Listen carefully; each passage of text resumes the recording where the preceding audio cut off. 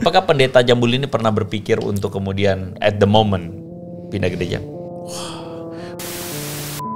Ada gereja yang dimana angka remajanya dikit, orang-orang akan bilang ini tolong ibadahnya dibangun lebih banyak lagi supaya remaja-remaja banyak yang datang. Tapi begitu ada gereja yang super besar dengan ibadah remaja yang kira-kira ratusan remajanya, gak ada yang kenal satu sama lain. Masalahnya adalah yang harus dijawab sebenarnya sama mungkin orang-orang di dalam situ yang melayani mereka. Kalau remaja-remaja tuh juga butuh temen.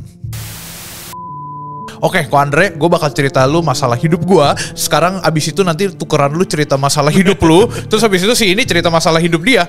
Jadi kita semua cerita masalah hidup masing-masing dan semua harus ada di meja ini, kan gak gitu. Tuliskan masalah hidupmu. Iya, tuliskan Apakah masalah kamu hidupmu. mau didoakan? Betul. Pertanyaan reflektif. Kalau saat ini kamu menghadapi masalah hidup, kamu harus ngapain? Ketika lu udah ada di mana-mana, ibadah jadi terlihat biasa aja, lu tidak mendapatkan apa-apa di ibadah. Bukankah itu sebuah masalah?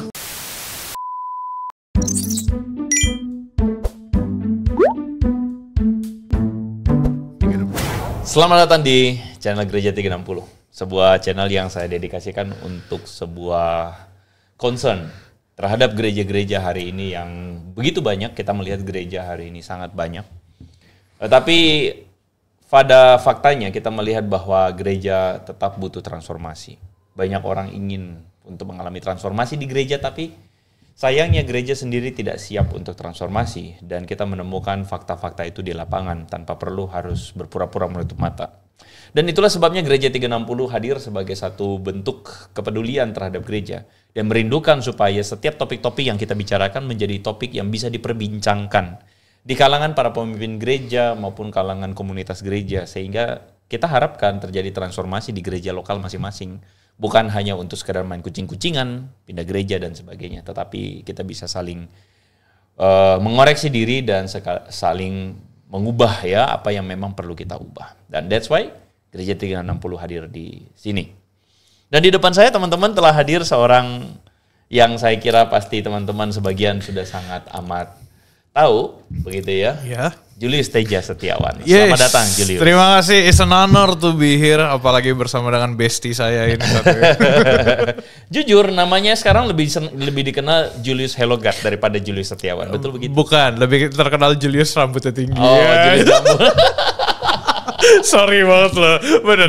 Dan enaknya kalau podcast sama Julius itu adalah dia yang menyesuaikan diri, karena sebenarnya dia sampai sekarang belum tahu topiknya mau bicara apa. Betul, saudara-saudara teman-teman, hanya ada 100% kejujuran di meja ini. Gua nggak tahu bahas apa. Kita barusan taping satu video sebelumnya.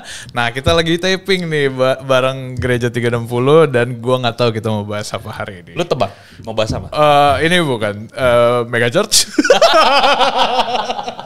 Bukan dong. Disclaimer ya, itu adalah konten bersama Hellogat dan Yes. Anda bisa saksikan nanti di channelnya Hellogat teman-teman. Yes. Kita membahas tentang Mega Church, tapi tebak yang lain. Tebak yang lain. Kasih gua clue deh. Ada clue nggak? Enggak, kenapa lu diundang? Kenapa lu bisa bersama-sama di satu meja ini dan kita mau ngomongin apa sebenarnya? Wah, ini pertanyaan berat pertama gua nih di episode ini. Ngapain gue di sini dan kita mau bahas apa? Itu pertanyaan berat tuh. Kita mau bahas tentang fenomena gereja yang terjadi di Indonesia. Iya bukan? Itu mah terlalu umum juga. Terlalu umum ya, harus yang spesifik dan khusus ya. Apa tuh kok? Apa? Gue nyerah Sama sekali nih. nggak kepikiran. Nggak kepikiran gue. Kita mau bahas tentang Hellogat itu sendiri. Wow. Wow, saya sampai melepas kacamata. Luar biasa sekali Kenapa Bapak kita mau bahas Pastor. tentang Hellogat? Kita mau bahas tentang sebenarnya hari ini. Lu masih ingat gak? Hellogat tuh udah berapa episode? Ingat, termaksud yang tadi itu udah 160-an.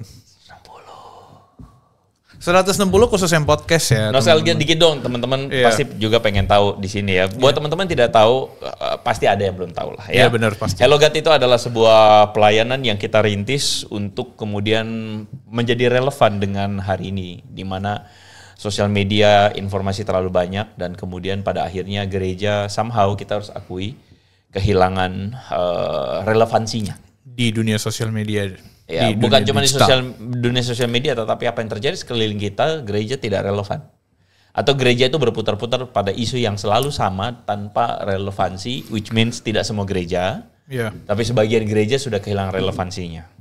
Jadi masih ingat Hellogat lah hadir Hellogat hadir untuk Hellogat menjawab topik. menjawab panggilan itu. Apa? Kita hadir untuk menjawab hal-hal yang nggak bisa dijawab oleh gereja. Seperti Ada 1.160 topik lainnya yang bisa Anda tonton di channel kita. Gila, keren banget gue. Jadi gini rasanya jadi pembicara. sorry, gue kebanyakan bercanda. nostalgia dikit, Jul. Ya. Bagaimana waktu pertama kali HelloGat muncul di edisi pertama? Gue ingat waktu itu tuh kita serba satsetastus. Artinya dadakan teman-teman. 9 April 2022. Ya. Topik HelloGat on topik pertama kali mengudara. Podcast kita tercinta itu. Gue masih inget banget kok. Hari itu hari Jumat. Dengan ruangan yang sangat Seadanya. Kabel di mana-mana. Ini kalau misalkan nanti bisa dimasukin fotonya gue kasih nih. Gue sama Ko Andre pakai baju biru waktu itu. Dan teman-teman tahu HelloGat itu hari itu muncul dengan sebuah pemikiran bahwa kita harus relevan dan membicarakan tentang apa yang sedang terjadi. Iya, waktu itu sebenarnya gara-gara kita mau berani ngomongin itu, ngomongin hal-hal yang nggak bisa dibahas di gereja. Yes. Karena kan banyak fenomena teman-teman. Ya let's say ya kalau misalkan LGBT misalkan, kalau nggak fenomena tentang setan, kalau nggak setan tentang misalkan, gue takut nih nyerempet kemana-mana. Pokoknya fenomena-fenomena random seperti bahasa roh, predestinasi, hal-hal yang nggak bisa dijawab oleh gereja secara jarang dibahas oleh gereja. Jarang dibahas, bukan nggak bisa dijawab, sorry. Begitu ya. Jarang dibahas dan jarang disentuh karena pada akhirnya bagi sebagian gereja tertentu, yang tadi gue bilang di awal, berputar-putar pada topik yang selalu sama. Ya. Sama terus dan akhirnya jemaat akhirnya mengalami yang namanya kejenuhan. Gue masih ingat satu kali ada seorang anak remaja yang udah jadi pemuda. Dulu gue jadi pembina remajanya dan dia udah jadi pemuda dan one day dia minta waktu sama gue untuk ngobrol. Abis gue khotbah di gereja tersebut.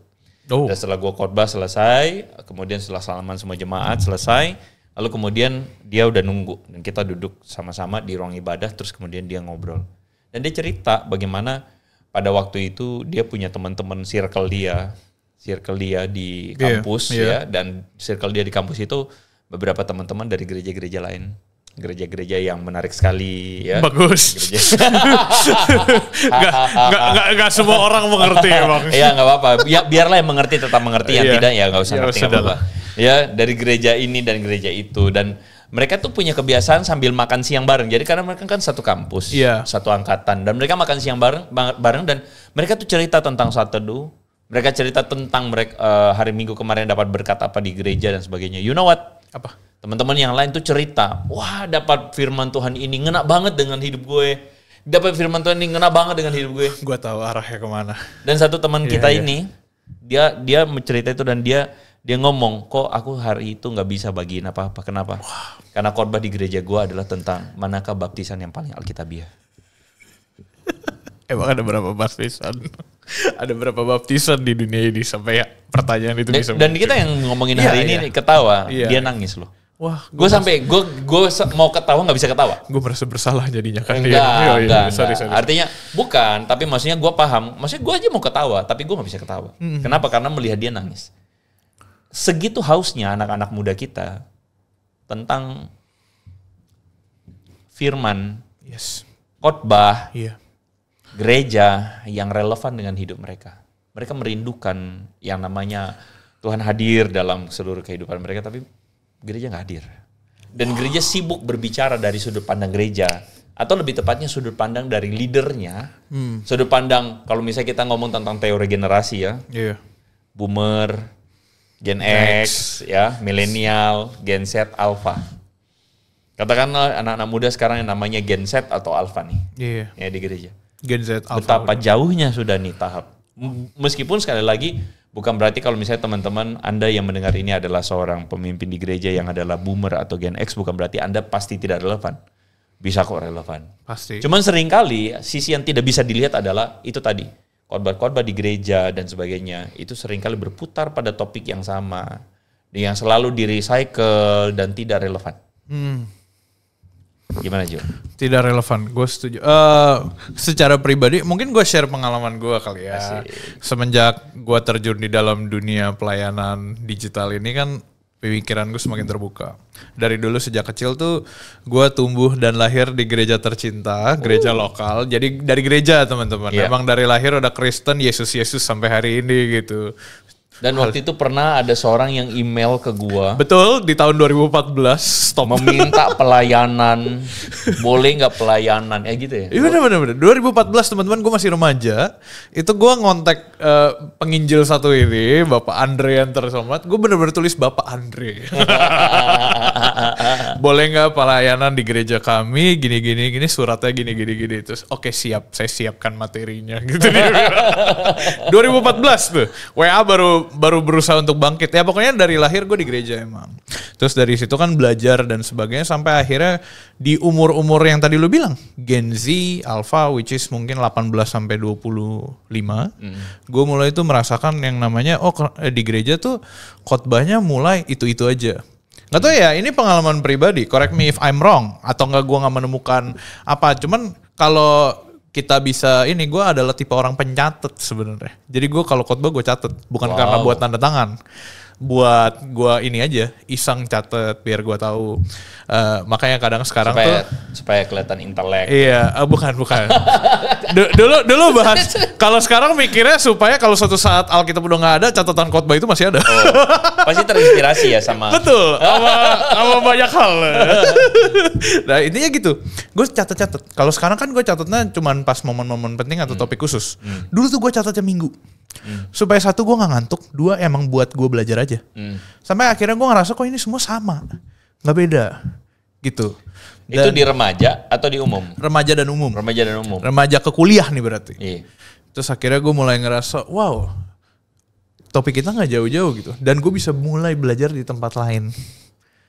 Gue mulai belajar tidak di dalam ibadah, tidak di dalam firman atau khotbah, di tempat lain. Kan sekarang akses sudah banyak ya kok. Yeah. Digital udah di mana-mana. HelloGuide ada 160 episode. Nah itu maksudnya bagus ya. Kurang ajar. Suka ini. Iya, gue suka. Nah itu maksudnya udah ada di mana-mana dan semua orang bisa bahas apapun.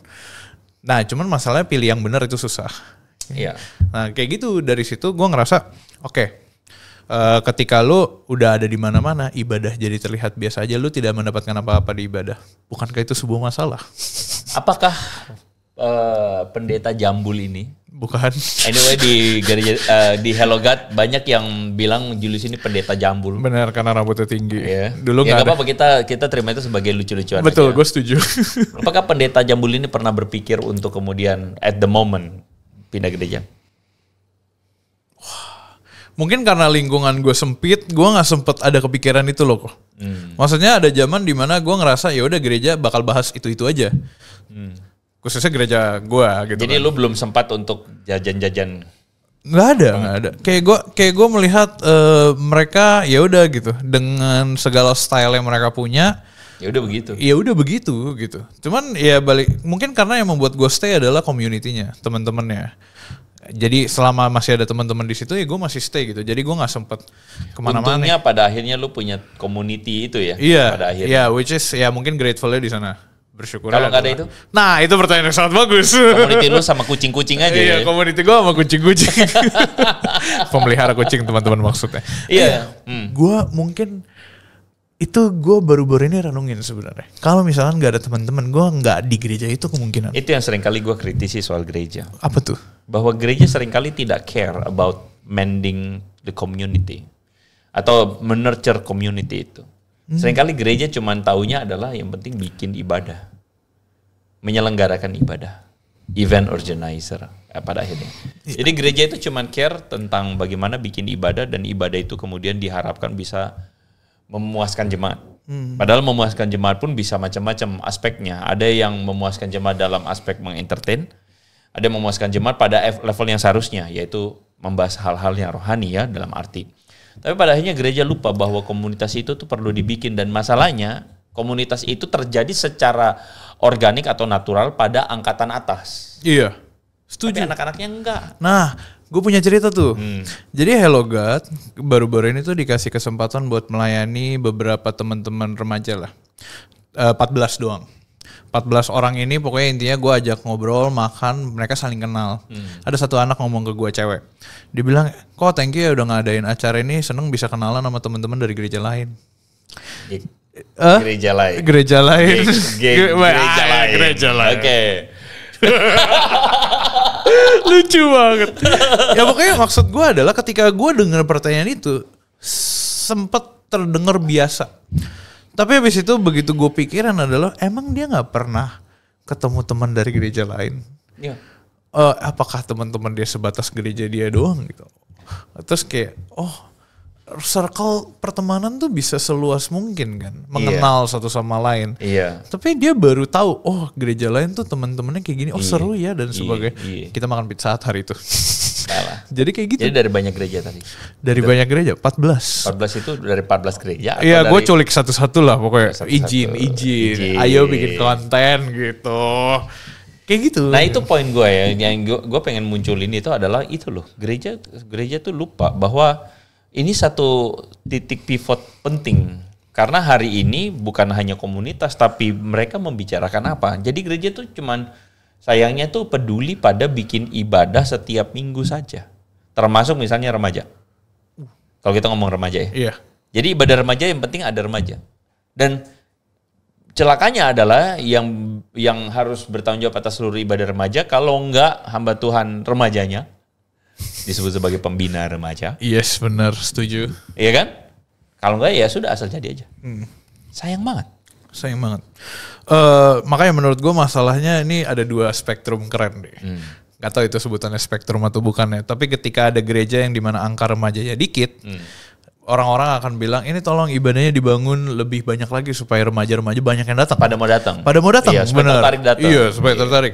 Tapi begitu ada gereja yang super besar dengan ibadah remaja yang kira-kira ratusan remajanya, nggak ada yang kenal satu sama lain. Begitu nggak ada yang kenal, mereka semua juga pasti main game. Itu kita dengar dari yang acara kita waktu itu. Gue menyimpulkan itu secara langsung. Pada main game. Langsung. Terus ya udah dua-duanya tuh sama-sama bermasalah gitu. Khususnya buat masalahnya adalah yang harus dijawab sebenarnya sama mungkin orang-orang di dalam situ yang melayani mereka. Kalau remaja-remaja tuh juga butuh temen. Iya. Juga butuh temen. Gua sebenarnya melihat remaja itu tidak jauh beda dengan sekolah minggu. Oh gimana tuh? Masih dalam tahap pertumbuhan?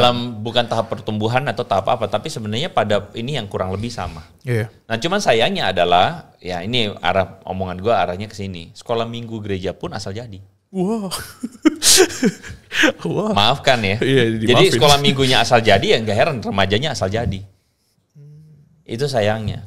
Jadi some of the churches hari ini, sebagian gereja hari ini, tidak sebenarnya benar-benar mengerjakan pelayanan ini dengan cukup serius bagi generasi selanjutnya ya. Jadi mereka itu cuman yang penting ada pembinanya, ya udah.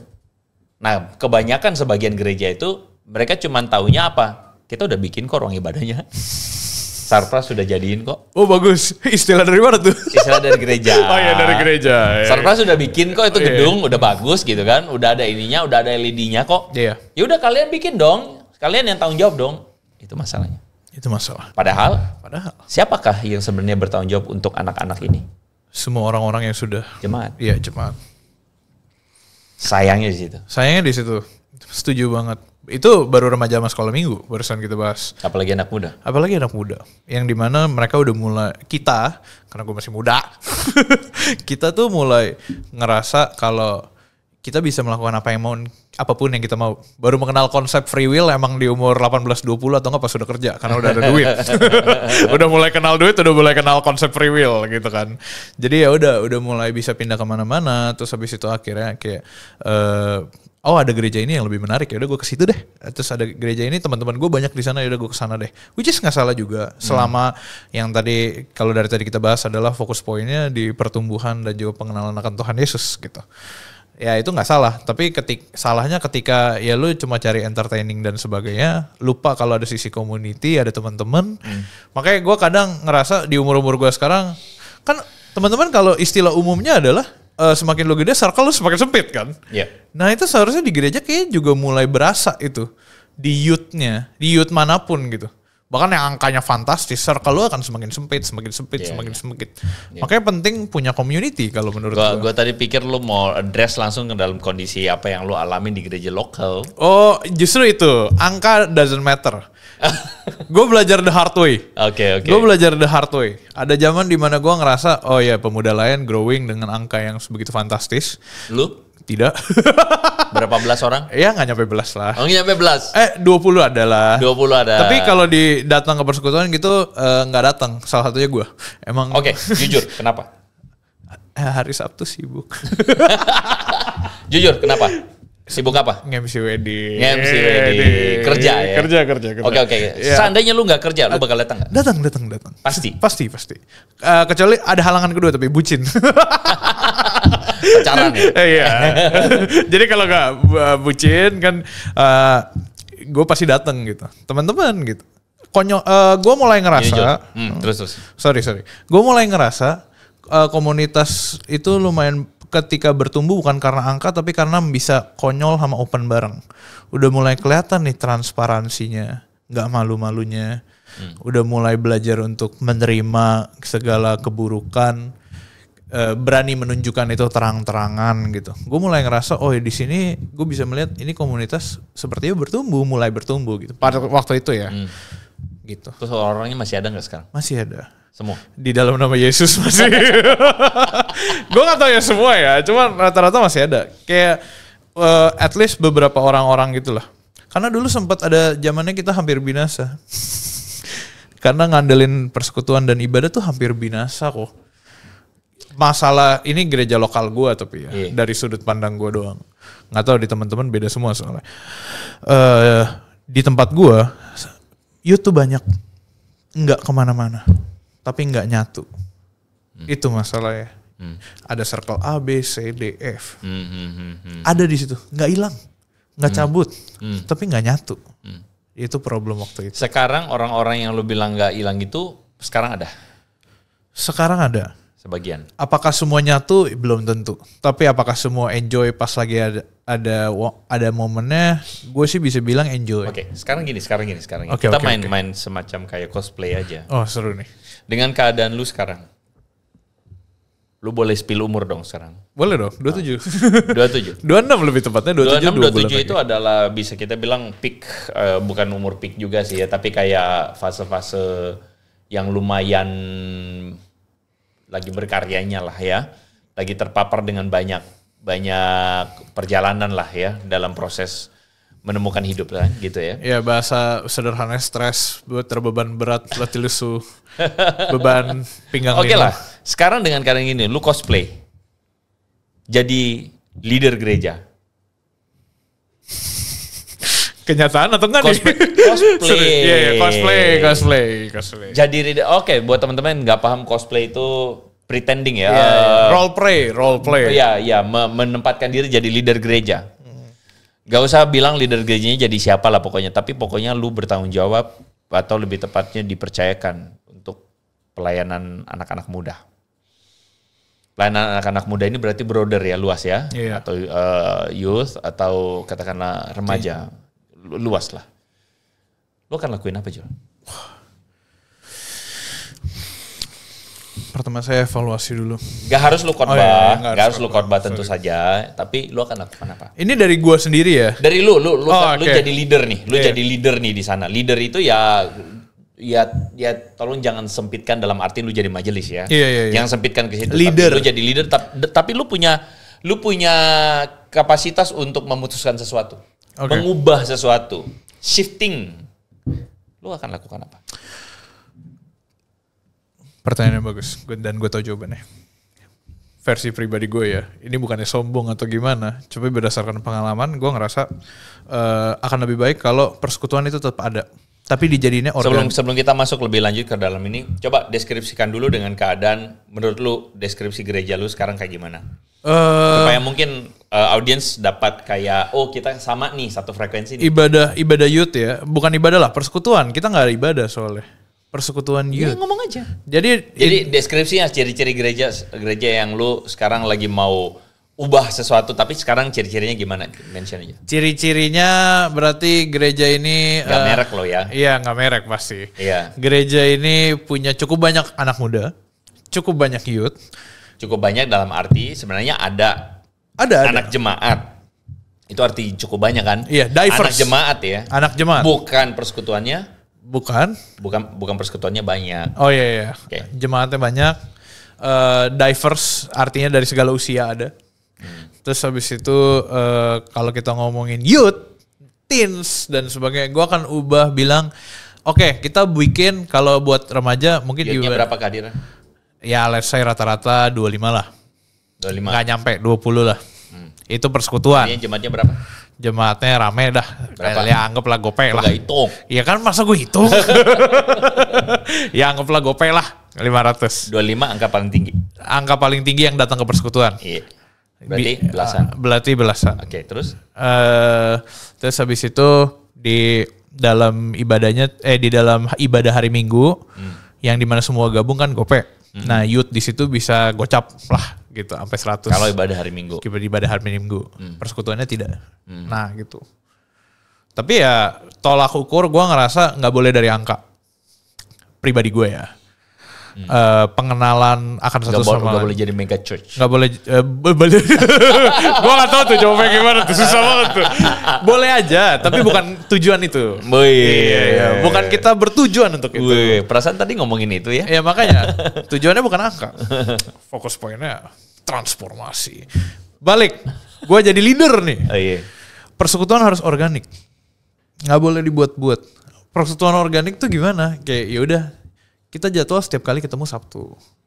Nah, Sabtu itu kan lu sendiri lagi ngejob.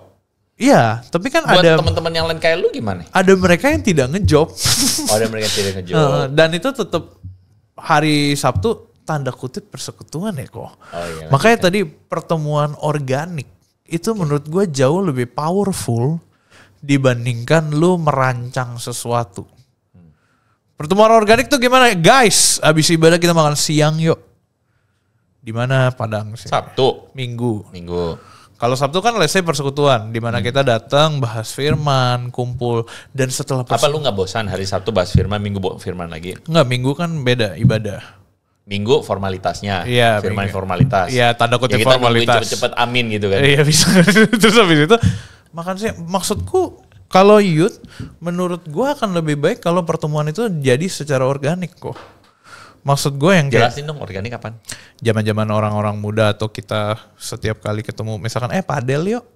Padel yuk. Bukan kan tiba-tiba bikin poster padel bareng komunitas pemuda. Terus habis itu kumpulin listnya dan sebagainya. Tapi kan yang mau padel yuk, yang gak bisa ya gak masalah. Itu organik gitu. Kayak ada satu yang ngerancang, kalau tiba-tiba nggak ada ya udah lain kali ganti acara apa, siapin apa. Yang akhirnya pertemuannya lama-lama mulai jadi organik. Kayak let's say abis malam nongkrong, abis malam kerja dia bisa nongkrong, dia bisa ketemu, makan bareng yuk makan. Terus akhirnya percakapan itu terjadi secara organik, bukan dipersiapkan. Oke. Bukan berarti gue bener, tapi terkadang yang kayak gitu secara pertumbuhan akan jauh lebih powerful. Sebagai anak-anak yang kira-kira di kawasan inilah ya, kawasan PIK lah ya. Oh iya? Itu gue cuma sebut inisial aja ya. Iya contoh ya. Bisa, PIK ya. Iya bisa Alsut, bisa GES, bisa Mangga Besar. Inisial. Anak-anak yang besar di sana. Menurut lu kegiatan apa sih yang organik? Kalau kata Papi Ai sih di situ.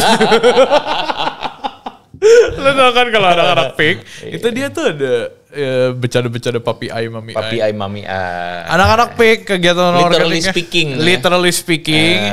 You know what menurut Ai. Nah kayak gitu. Anak-anak PIK tuh kayak gitu. Iya. Bukan berarti gue dari sebagai om-om yang sudah lebih tua dibandingkan anak-anak PIK pada umumnya. Menurut lu organik itu ngapain buat anak-anak PIK? Nongkrong aja. Bosan banget? Enggak. Nongkrong bosen ketika nggak ada kehangatan di situ. Ih asik. Quotes of the day. Lu nggak bikin pantun lagi Jul? Udah lama banget ya. Nanti gue coba buat ya. Nongkrong. Bosen ketika semua orang tuh nggak ada kehangatan. Ngapain main HP? Ngobrolnya misalkan nggak dalam. Ngobrolnya mulai ngata-ngatain orang. Gosip, iya. Mending kalau gosip buat membantu, beda cerita tuh kalau gosip buat ngata-ngatain full. Ya misalkan Pak Andre itu lagi ini apa namanya lagi nggak ada gereja, ayo kita bantuin dia cariin dia gereja. Misalkan kayak gitu. Itu contoh. Cuma kalau menurut gue balik yang tadi ya nongkrong tuh menurut gue itu satu tools yang atau satu waktu di mana setiap orang harusnya itu punya kehangatan gitu bareng teman-temannya. Ada satu percakapan di sana, ada satu ngobrol, ngomongin apapun itu as long as it good. Apalagi ditambah dengan kalau kita bawa ini tongkrongan komunitas youth, komunitas gereja, komunitas orang-orang percaya. Harusnya akan lebih ada kehangatan di situ. Bayangin di luar sana teman-teman, kalau gua nongkrong lama teman-teman yang nggak percaya, kita bisa ketawa hahaha, kita bisa ngerasa bisa bercanda sama satu sama lain, open, berani cerita. Bapak mak gue lagi berantem di rumah. Yaudah kita nongkrong dulu ya. Gila, itu percakapan yang sebenarnya jarang kejadian kalau nggak ada kehangatan. Tapi kalau udah ada kehangatan, ada trust, gue bisa bilang ke Ko Andre, kok gue lagi capek banget nih ngurusin weddingan, banyak drama. Itu kan satu ada openness. Menurut lu kehangatan itu bagaimana cara bikinnya di gereja? Ini jawaban klasik. Mati nasi. Bukan.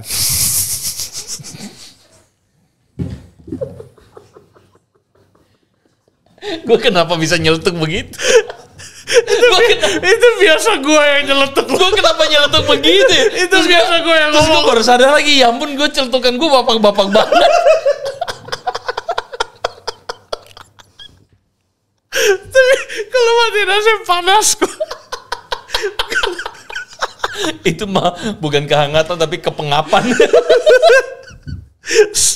Gue beneran ketawa. Itu lucu. Enggak. Oh, gue bisa menerima kenyataan gue udah bapak-bapak banget. Gue juga lagi. Oh no, God. Minum. Oke, lanjut. Iya, selalu matiin AC terus gimana? Pindah, ke kafe aja yuk, di gereja panas gitu. Nggak, kehangatan tuh gimana adanya ya? Bukan mati Kalau AC. gereja, kalau pindah ke kafe, kalau kafenya di gereja gimana menurut lo? Wih, lebih bagus lagi tuh. Selama AC-nya nggak mati.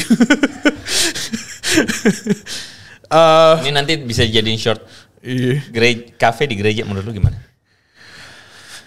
Growing. Gereja adalah tempat kudus. Betul. Tuhan Yesus mau ngobrak-abrik meja-meja penukar Makanya uang dan menjual sapi-sapi, kambing-kambing itu. Makanya kopinya harus persembahan kasih alias gratis teman-teman semua. Jangan. Kalau enggak. Jadi kafe di gereja oke buat lo? Menurut gue oke. Mungkin enggak melanggar kekudusannya Tuhan. Enggak, selama tidak mengganggu ibadah. Mungkin bias karena gue penyuka kopi. Mungkin bias. Gue menyuka kopi, gue suka ngobrol. Jadi gue ngerasa saat kalau ada kafe di gereja, ada tempat kayak kantin gitu, menurut gue itu malah mendukung kehangatan betul. Yang lu memang mau. Mendukung kehangatan persekutuan. Mendukung relasi, orang bisa ngobrol ya. Iya. Ngobrol, kehangatan dan sebagainya. Daripada di ruang kelas duduk, oke sekarang kita curhat. Setuju. Kan gak gitu kan? Apalagi pindahin meja gitu, aduh. Mejanya membosankan banget ya. Sebagai pindahin kursi. Bukan membosankan lah, sebagai orang gendut gue kadang males aja gitu. Gak boleh, ampun. Nah terus habis itu tadi cara bikin kehangatannya gimana? Menurut gue transparansi. Dan harus ada yang relate sih ya. Transparansi itu maksudnya apa? Itu jawaban super klasik sebenarnya. Gue open cerita gue, lu open cerita lu. Tapi kan itu gak kejadian gini. Oke, Ko Andre, gue bakal cerita lu masalah hidup gue. Sekarang abis itu nanti tukeran lu cerita masalah hidup lu. Terus abis itu si ini cerita masalah hidup dia. Jadi kita semua cerita masalah hidup masing-masing dan semua harus ada di meja ini, kan gak gitu. Iya. Kayak kejadian aja kayak tadi. Gue lagi... lu tau gak sih bapak mak gue tuh di rumah lagi berantem, gue gak ngerti berantemin apa. Oh emang apa? Iya, jadi mereka lagi ribut soal ini gitu. Iya, makanya gue gak ngerti gitu-gitu. Ya udahlah kita doain aja gitu kan. Maksud gue itu percakapan, contoh paling sederhana dari percakapan organik gitu. Bukan percakapan yang dibuat-buat, masalah hidup lu apa? Lu lagi ngadepin apa? Bukan, itu tuliskan masalah hidupmu. Iya, tuliskan apakah masalah hidupmu. Mau didoakan? Betul. Pertanyaan reflektif. Kalau saat ini kamu menghadapi masalah hidup, kamu harus ngapain? Itu ciri gereja mana itu? Gua dapat ciri gereja di Instagram lokal ya. Bukan gereja 360. Boleh, itu gereja 361 tuh kayak gitu. 361. Teman-teman, dari tadi kita tuh membicarakan tentang sesuatu yang tidak dibuat-buat, yang itu yang kita rindukan atau dirindukan oleh anak-anak muda kita. Yang sayangnya hari ini gereja banyak formalitasnya. Wow. Lu berasa gitu gak? Lumayan. Tidak mewakili gereja manapun tapi kayak lu. Enggak, kita lagi nggak ngomongin gereja lo. Iya, gereja 361 kan. 361. Jadi gue rasa itu satu hal yang hari ini gereja kehilangan.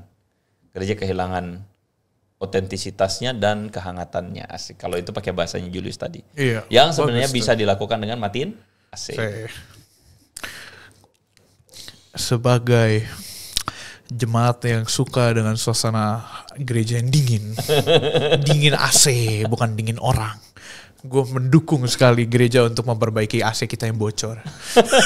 Oh, lagi bocor? Ada yang bocor. Oh, lagi bocor. Setiap kali gue WL. AC itu bocornya tuh kelihatan, tapi cuma buat WL doang. Yang lain gak ada yang lihat. Tapi gue mendukung AC yang dingin. Ya itulah. Itu bercanda tapi ya, pertanyaan bercanda. Ya, kehangatan dan otentisitas ya bagus banget Ko Andre. Itu menurut gue harus ada, bukan harga mati deh ada ya. Karena percuma kehilangan identitas nggak otentik. Paksa ada event nggak hangat. Paksa ada acara, apalagi paksa semua orang untuk pelayanan, nggak ada kehangatan. Akhirnya gereja cuman sibuk bikin acara ya. Iya. Sayangnya ya. Bangun event, bukan bangun manusia. Itu kalimat-kalimat yang gue lagi redungkan 2-3 bulan belakangan. Karena gue ngerasa banyak teman-teman yang mungkin saat ini bergumul dengan mereka lebih membangun event atau acara mereka dengan doing bukan being. Itu semua dari zaman baheula sebenarnya udah digaungkan. Tapi baru benar-benar dipikirkan sekarang. Ya. Sampai hari ini masih digaungkan, tapi ya begitulah pemikirannya belum. Tapi ya who am I to judge? Yeah. Semua orang punya masalah dan juga punya perspektif masing-masing. Okay. Jadi gue ngerasa selama ada yang bisa gue lakukan untuk memastikan otentisitas dan kehangatan itu, gue akan coba lakukan. Gitu. Gak bisa memaksa pada akhirnya. Pada akhirnya Hello God on Topic adalah lahir dari sebuah kerisauan bahwa gereja tidak lagi cukup relevan dengan anak muda. Yes. Dan pada akhirnya semua topik-topik yang kita bicarakan tujuan akhirnya adalah supaya anak-anak muda itu menemukan apa yang jadi esensi bahwa Injil itu sendiri adalah sesuatu yang tidak cuman formal ada di gereja tetapi menjadi informal.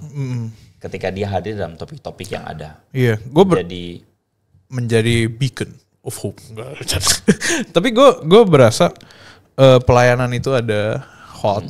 Hello God on Topic tuh juga sering kali gue tuh nanya gitu. Ini sebenarnya kita jadi berkat gak sih dua bapak-bapak ngobrol ini gitu. Cuman berkali-kali Tuhan tuh kayak nunjukin melalui orang-orang yang nonton. Ternyata kita masih dipercaya. Ternyata yang nonton tuh masih orang-orang atau youth-youth yang bergumul, bukan yang senior-senior pengen ngejudge dua bapak-bapak yang ngobrol. Ternyata masih ada teman-teman yang saat ini melayani begitu banyak anak-anak muda mendapatkan jawaban melalui percakapan dua bapak-bapak atau enggak gue bersama dengan yang lain. Terpujilah Tuhan. Terpujilah Tuhan, Soli Deo Gloria. Makanya sampai hari ini ada. Jadi kalau suatu saat nanti Hello God on Topic udah gak ada, berarti mungkin Tuhan bilang suruh libur lah dulu. Yang satu kerjain gereja 360, yang satu merit gitu misalkan. Haleluya. Haleluya. Jadi kapan lu gabung ke kita? Apa tuh? Gabung apa tuh? Gereja 360 sampai di sini teman-teman, dan berharap bahwa semua konten-konten dari Gereja 360 ini kemudian jadi berkat buat teman-teman semua. Dan silakan komentar atau silakan tuliskan apa yang jadi pikiran Anda atau apa yang jadi masukan Anda. Dan siapa tahu Anda merasa bahwa ternyata gue juga Hello God on Topic tuh gue ikutin juga, ada topik yang tertentu yang gue mau bahas dong. Tuliskan di bawah. Paling dekat ada yang pernah request hubungan tanpa status. HTS. Baiklah. Kita akan ketemu lagi di konten Gereja 360 berikutnya teman-teman. So, see you. God bless you. God bless you. Thank you semua.